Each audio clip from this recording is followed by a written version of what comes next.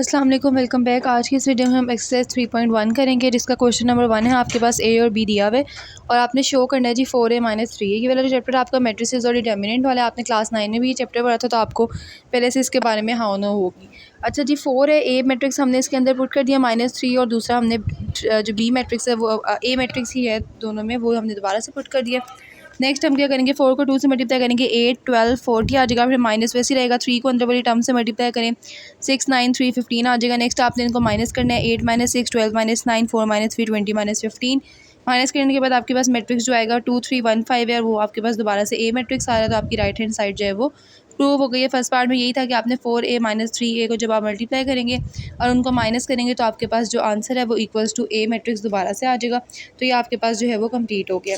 Next चलते हैं आगे, इसका पार्ट नंबर 2 है, उसमें भी इसी तरह से ही है। उसमें आपको कहा गया है कि 3b-3a equals to 3b into b-a।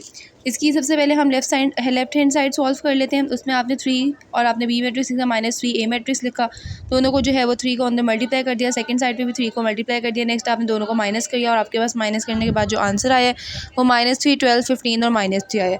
इसको आप 1 लेट कर लें, ठीक है। नेक्स्ट आप राइट हैंड साइड आएंगे, 3 और b-a, मतलब b-a को पहले आपने सॉल्व करना है, जो आंसर आएगा उसको आप 3 के साथ मल्टीप्लाई कर देंगे। b-a करेंगे, 1 2 7 -3 6 -1 4 -5। नेक्स्ट आप 3 के साथ मल्टीप्लाई करने के बाद आपके पास जो मैट्रिक्स इन रिटर्न आएगा -3 15 12 और -3 आएगा, ठीक है जी। 1 और 2 से अगर आप देखें तो आपके पास दोनों मैट्रिसेस जो है वो आपके सेम आ रहे हैं, तो हम कह सकते हैं from 1 and 2 left hand side equals to right hand side, ठीक है जी। ये था आपका पार्ट नंबर 2, जिसके अंदर आपकी दोनों साइड्स इक्वल आ गई हैं और ये आपके पास प्रूव हो गया।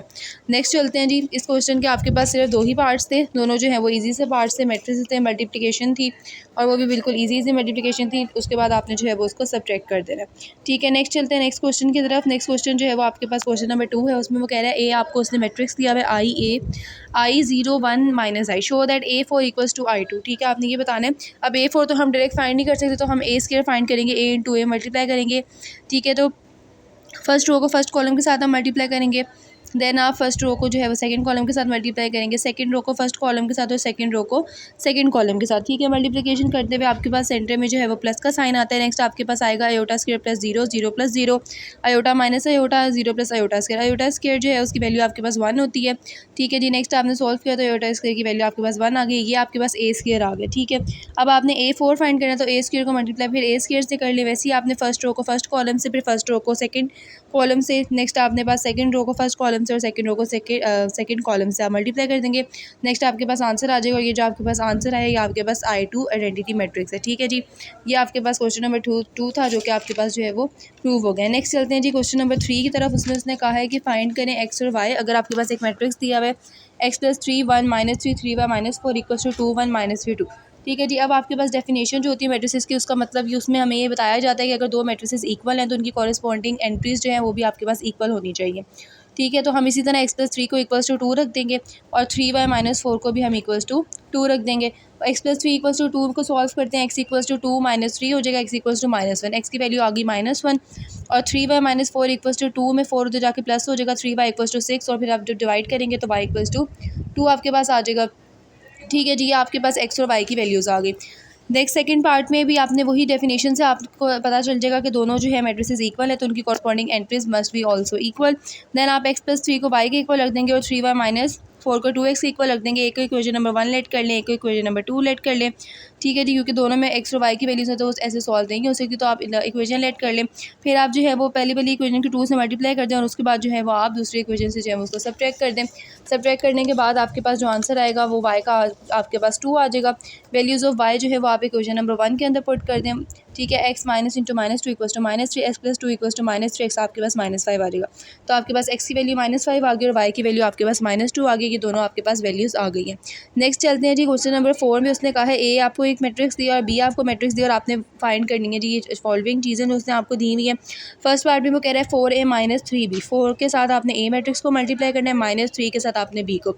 अब 4 को अंदर वाले मैट्रिक्स के साथ मल्टीप्लाई करवा दें, -3 को अंदर वाले मैट्रिक्स के साथ मल्टीप्लाई करवा दें। नेक्स्ट आपने दोनों को जो है वो माइनस कर लेना है, माइनस करेंगे, उसके बाद आपके पास एक मैट्रिक्स आएगा -4 -1 6 1 3 2।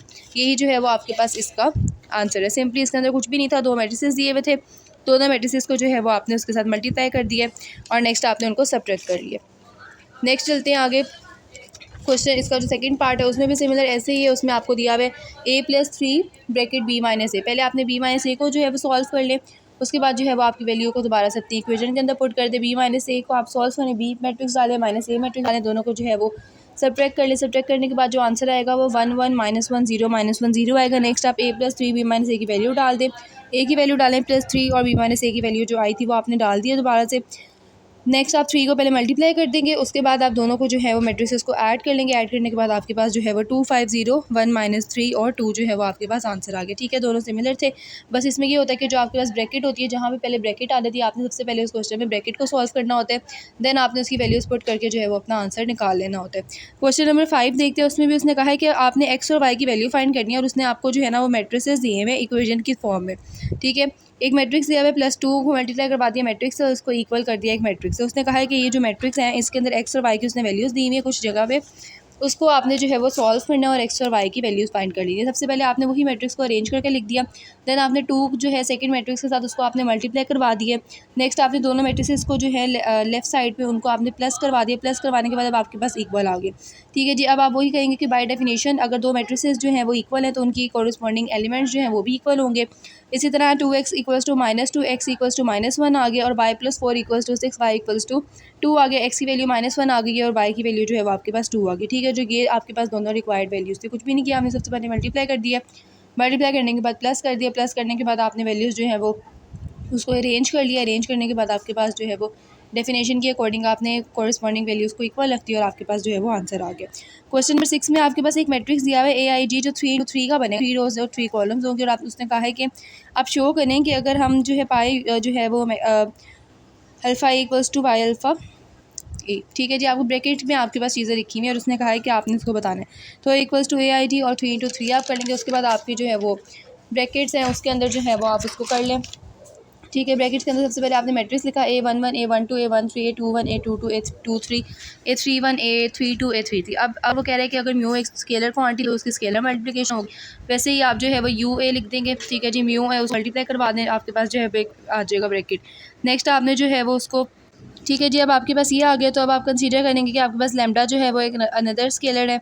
फिर आप क्या करेंगे, लैम्डा को मल्टीप्लाई कर देंगे उस सारी जो आपने ऊपर आपने लिया था उसके साथ मल्टीप्लाई कर देंगे। नेक्स्ट आप लैम्डा और म्यू जो है वो उसको कॉमन ले लेंगे। कॉमन लेने के बाद आप फिर से वही जो आपके पास बाकी अंदर से मैट्रिक्स वही बची है जो पहले स्टार्ट में आपने लिया था, A11 A12 A13 A21 A22 A23 A31 A32 और A33 और लैम्डा म्यू जो है उन दोनों को आपने कॉमन ले लिया। अब आपने इन दोनों को कॉमन ले लिया तो आपके पास जो है वो दोबारा से जो आपका मैट्रिक्स जो था जो आपने लेट किया था कि A है, वो आपकी उसकी जगह पे आप A लिख दें और आपके पास जो है वो नेक्स्ट आपके पास आंसर जो है वो दोबारा से प्रूव हो जाएगा कि लैम्डा म्यू A को = लैम्डा म्यू और भी मल्टीप्लाई उसको A के साथ करवा देंगे। नेक्स्ट पार्ट नंबर 2 देखें, उसमें भी है, उसमें बस आपने प्लस कर लेना है। ठीक है, लैम्डा A + म्यू A। अब आप लैम्डा पहले लिखेंगे, A की वैल्यू वही आपने मैट्रिक्स लिख दिया, प्लस म्यू और वही मैट्रिक्स दोबारा से लिख दिया। नेक्स्ट आपने दोनों को जो है वो अंदर मल्टीप्लाई करवा दिया। मल्टीप्लाई करवाने के बाद आपने दोनों को ऐड करवा दिया। ऐड करवाने के बाद हर एक के अंदर से आपने लैम्डा + म्यू को जो है वो कॉमन ले लिया और नेक्स्ट आपके पास टर्म वैसी रह गई है। लास्ट पे आप लैम्डा + म्यू को जो है वो कॉमन ले लेंगे। कॉमन लेने के बाद आपके पास जो मैट्रिक्स है वो आपके पास फिर से A मैट्रिक्स वैसे ही आ गया, A11 A12 A13 A21 A22 A23 A31 A32 और A33। ठीक है जी, आपके पास मैट्रिक्स वैसे ही आ गया। अब आपने क्या करना है, लैम्डा + म्यू लिखें और आपके पास ब्रैकेट में ये आ जाएगा और A आ जाएगा और हम इसको जब अलग अलग करेंगे तो लैम्डा A + म्यू A। ठीक है जी, ये आपके पास left hand side = right hand side जो है वो आपके पास प्रूव हो गई है। ये आपके पास 2 पार्ट्स थे, इसका जो थर्ड पार्ट है उसमें भी ऐसे ही काम है। उसमें जो है वो अब इसमें आपको प्लस दिया हुआ था, नेक्स्ट पार्ट में जो है वो आपको माइनस दिया हुआ है। उसमें ये है कि जी लैम्डा A -A = लैम्डा -1 और A। लेफ्ट हैंड साइड पकड़ लें, उसमें आप लैम्डा को जो है वो ऐसे मल्टीप्लाई करें, -A ऐसे लिख दें। मल्टीप्लाई करने के बाद आप A मैट्रिक्स के साथ माइनस कर दें। A मैट्रिक्स के साथ माइनस करने के बाद आपके पास फिर से लैम्डा -1 इसमें कॉमन आ जाएगा। नेक्स्ट आप लैम्डा -1 को कॉमन ले लें, अंदर आपके पास फिर A मैट्रिक्स ही बच जाएगा। लैम्डा -1 और मल्टीप्लाई A मैट्रिक्स करवा दें, राइट हैंड साइड आपके पास आ गई, left hand side = right hand side. ठीक है जी, इस एक्सरसाइज के 6 क्वेश्चन तो थे वो इस वाले आपके लेक्चर में है। नेक्स्ट आपके 6 से ऑनवर्ड जो 7 से क्वेश्चन स्टार्ट होंगे वो नेक्स्ट लेक्चर में होंगे।